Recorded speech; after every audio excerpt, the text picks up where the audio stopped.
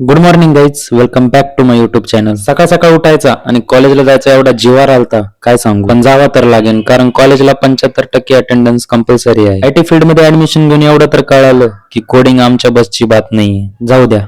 College मधनं निघालो तर रस्त्यावर गाड्या उचलणं चालू होत्या. गव्हर्नमेंट कडनं काही बाकी फास्ट होऊ का न होऊ, पण गाडी उचलायची स्पीड लय फास्ट आहे.